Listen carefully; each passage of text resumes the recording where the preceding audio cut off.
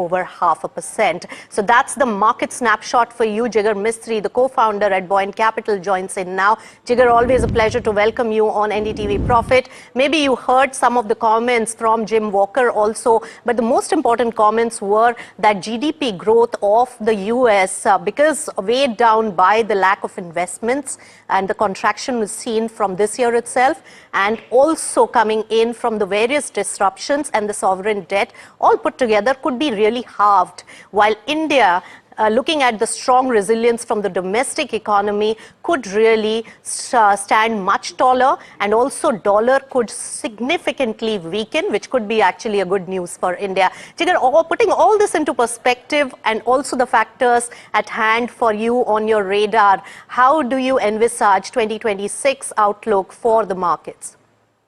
Hi Nisha, pleasure as always to come to your show as well. See, if you sort of take all of that into account, there are 2 or 3 things from an Indian market standpoint that we need to be a little more, proactive about. First, we are exporting about 2% of GDP to the US. Now, given the tariff and related situations, we have already taken some bit of heat on that. And if, the economy further weakens, the US economy that is, then that will incrementally be a sore point, even if the trade treaties, etc., normalize. So from an export standpoint, it's a bigger battle. From a macroeconomic standpoint, it may not be as large, but from a rupee standpoint, which I'll come to, that's something we need to pin for now.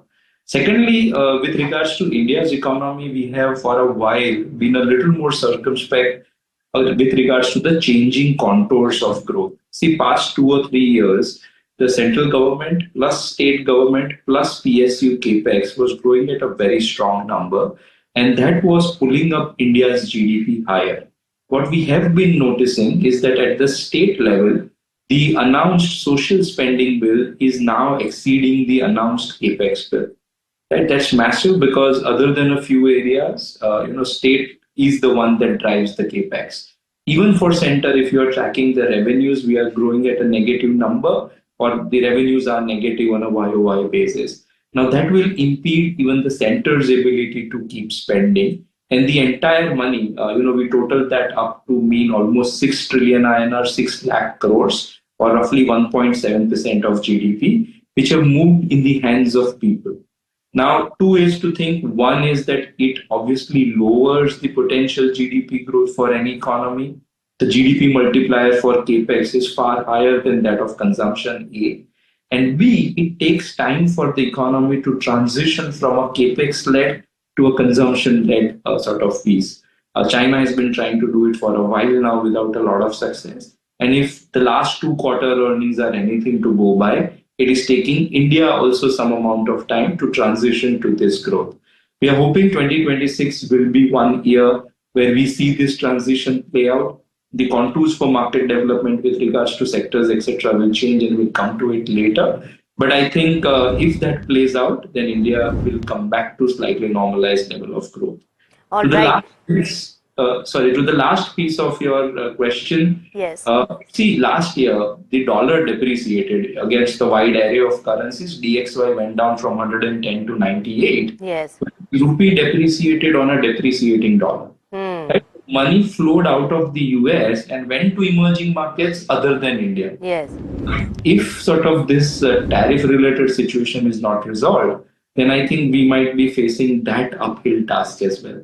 So I think this is the broad macroeconomic level through which we can view India, besides what Mr. Walker said as well. Right. So, Jigar, a very important point that you mentioned, and very important to also put the spotlight on it, that even if dollar depreciates, our FPI outflows have been the bigger concern for the rupee. Now, what is the sense that we are getting on the FII, vision for India and the investments into India for 2026? What are those signs that you're picking up? Right, Nisha. Not great signs for now, I would say, for 2 reasons. One, historically, we put out one of the charts into our fact sheets, I think was it July or something, where we said that if you take the past 35 years, every time the dollar has depreciated, money has flown into emerging markets. The problem with India was that it's not just FII flows, right? If you look at what happens with the current account deficit, even before we reach the BOP, that current account is at a $14 billion negative number. The net balance of payment is almost flat because FIIs are negative. FDI is net zero because with the listing, a lot of money is flowing out in the FDI bracket as well. And we are at the vagaries of remittances, which is not a great position to be in, right? So, unless the tariff related situation doesn't resolve, we should really expect India, which is to an extent oversold the rupee that is, to come back to those 88, 89 levels. Now, if you are an FII, you're seeing Indian markets, which is a slightly more expensive level compared to the other emerging markets. Yes, it's not done anything for a year where EMs have moved up, but it's still expensive on a relative basis because the domestic flows are very strong. So if I am an FII, or at least the FIs we are speaking to, I think they are sort of a little more circumspect or continue to remain a little more circumspect. Yes, many factors, Jigar, that you mentioned and more that are really impacting the FII, and also rightly pointed out on FDI aspect also. We don't see that particular factor. A lot of M&A, a lot of IPOs are also pulling out money, and that FDI outgo is also one of the factors. But Jigar, I don't have much time. So finally, the sectors and themes of your choice for 2026 that you are focusing on. Right, Nisha. So very quickly, two things to mention. One, the stocks or the sectors that led the rally since COVID, which was railway, defense, capex-led themes. I think those are behind now. As I said, 1.7% of GDP has moved in the hands of people, which means consumption to some extent discretionary until now, but also staples will become mainstay. So automobiles, travel, leisure, those are the plays, cement to an extent as well. Besides this, pharmaceuticals is something that is fairly decent for our portfolio as well. And lastly, the money that's been put in the hands of people is resulting into elevated levels of deposits too. So banking financials continues to remain a theme for us. So from a sectoral standpoint, I think that's how we are positioned. The second point I wanted to make was that, see, if you take a 5 or a 10-year rolling return, the market returns for large cap or small cap index have been around 12-13%. Right.